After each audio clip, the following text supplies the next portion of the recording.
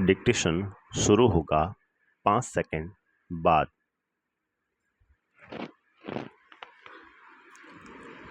अक्क महादेवी जन्म 12वीं सदी कर्नाटक के उडुतरी गांव जिला शिवमोगा। प्रमुख रचनाएं हिंदी में वचन सौरभ नाम से, अंग्रेजी में स्पीकिंग ऑफ शिवा। इतिहास में वीर शैव आंदोलन से जुड़े कवियों रचनाकारों की एक लंबी सूची है।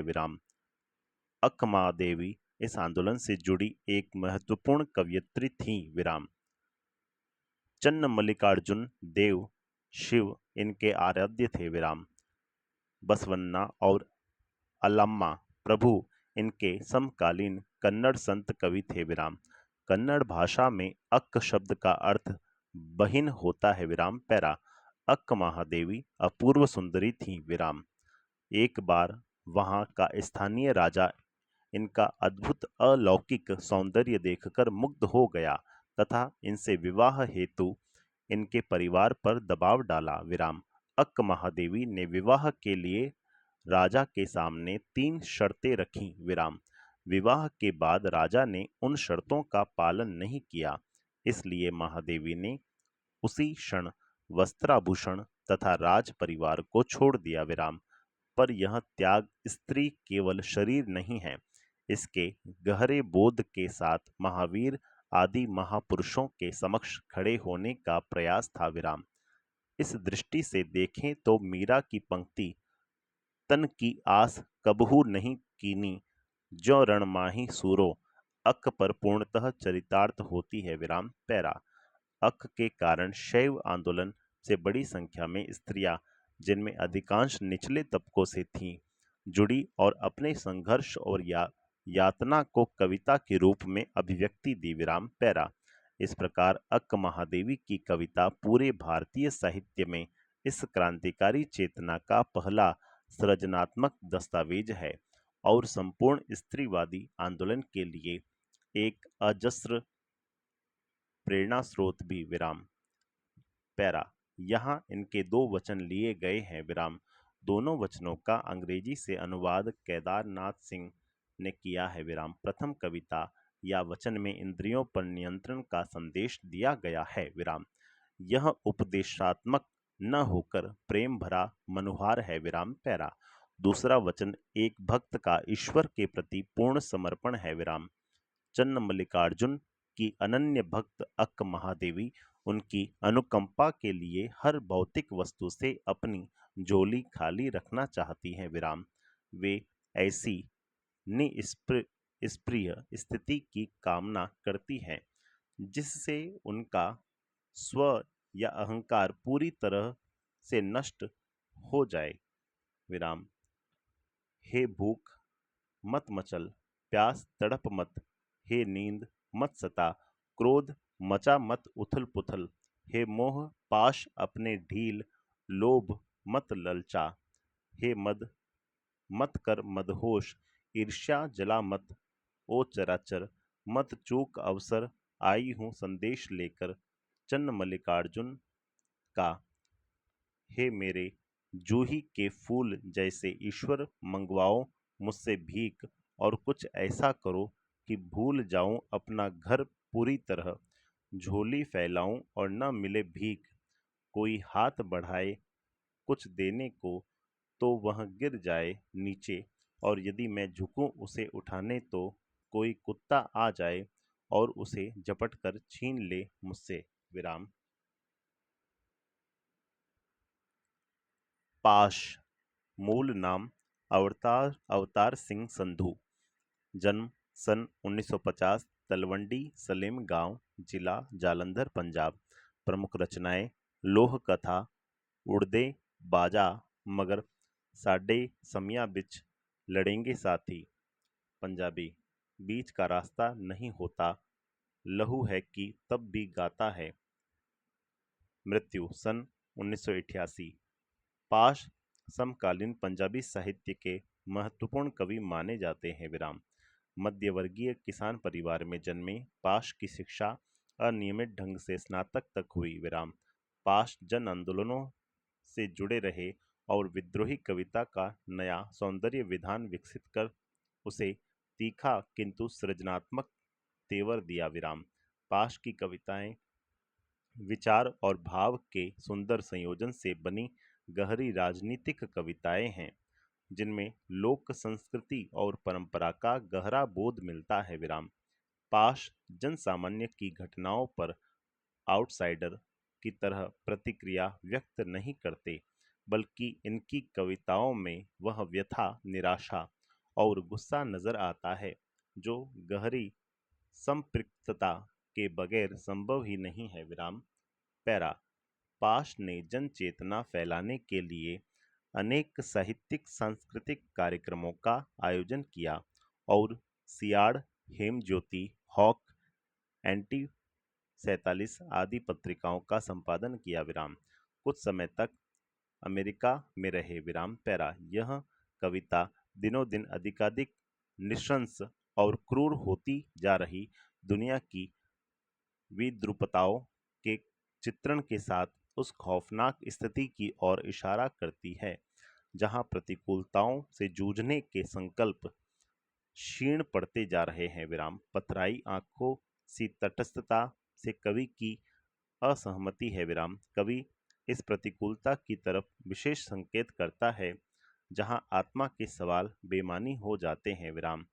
जड़ स्थितियों को बदलने की प्यास के मर जाने और बेहतर भविष्य के सपनों के गुम हो जाने को कवि सबसे खतरनाक स्थिति मानता है। विराम। पैरा।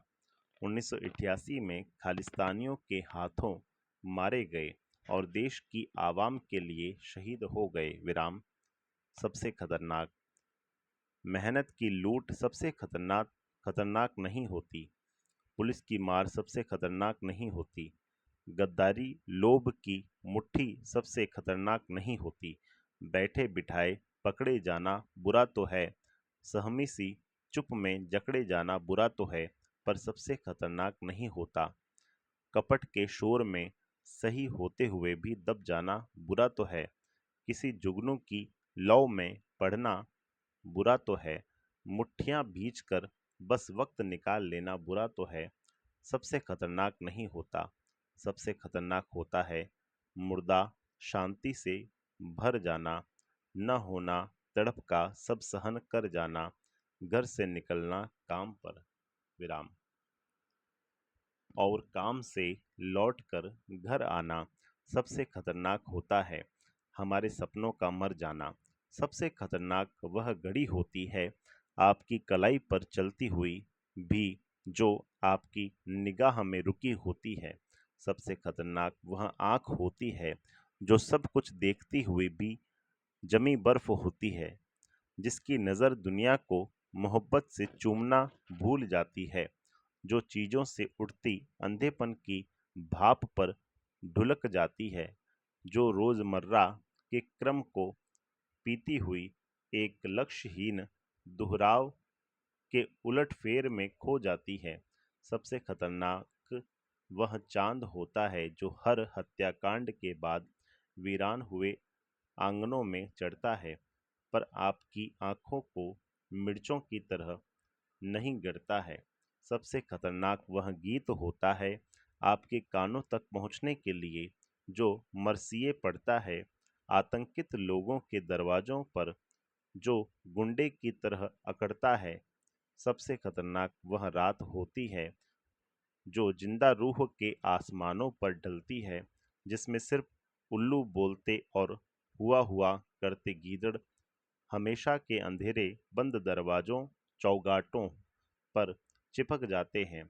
सबसे खतरनाक वह दिशा होती है जिसमें आत्मा का सूरज डूब जाए और उसकी मुर्दा धूप का कोई टुकड़ा आपके जिस्म के पूरब में चुभ जाए। मेहनत की लूट सबसे खतरनाक नहीं होती। पुलिस की मार सबसे खतरनाक नहीं होती। गद्दारी, लोभ की मुट्ठी सबसे खतरनाक नहीं होती। विराम। निर्मला पुतुल। जन्म सन 1972, दुमका, झारखंड। प्रमुख रचनाएं: नगाड़े की तरह बजते शब्द, अपने घर की तलाश में। निर्मला पुतुल का जन्म एक आदिवासी परिवार में हुआ विराम। इनका आरंभिक जीवन बहुत संघर्षमय रहा विराम। घर में शिक्षा का माहौल होने के बावजूद रोटी की समस्या से जूझने के कारण नियमित अध्ययन बाधित होता रहा विराम पैरा। नर्स बनने पर आर्थिक कष्टों से मुक्ति मिल जाएगी, यह विचार कर उन्होंने नर्सिंग में डिप्लोमा किया और काफी समय बाद इग्नू से स्नातक की डिग्री प्राप्त की विराम। संथाली समाज और उसके राग बोध से गहरा जुड़ाव पहले से था। नर्सिंग की शिक्षा के समय बाहर की दुनिया से भी परिचय हुआ विराम।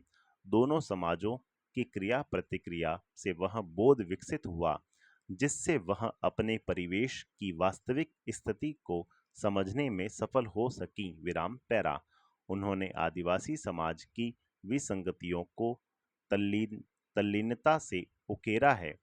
कड़ी मेहनत के बावजूद खराब दशा कुरीतियों के कारण बिगड़ती पीढ़ी, थोड़े लाभ के लिए बड़े समझौते, पुरुष वर्चस्व, स्वार्थ के लिए पर्यावरण की हानि, शिक्षित समाज का दिक्कुओं और व्यवसायियों के हाथों की कठपुतली बनना आदि वे स्थितियां हैं जो पुतुल की कविताओं के केंद्र में है विराम पैरा। वे आदिवासी जीवन के कुछ अनछुए पहलुओं से कलात्मकता के साथ हमारा परिचय कराती हैं और संथाली समाज के सकारात्मक और नकारात्मक दोनों पहलुओं को बेबाकी से सामने रखती हैं विराम।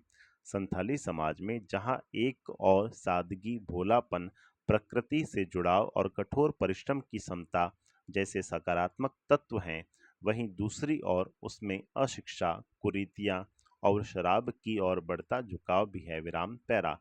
आओ मिलकर बचाएं कविता में दोनों पक्षों का यथार्थ चित्रण हुआ है विराम। बृहत्तर संदर्भ में यह कविता समाज में उन चीजों को बचाने की बात करती है जिनका होना स्वस्थ सामाजिक प्राकृतिक परिवेश के लिए जरूरी है विराम।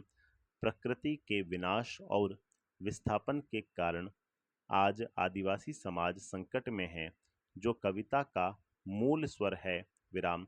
संथाली भाषा से हिंदी रूपांतर अशोक सिंह ने किया है। संपूर्ण विराम।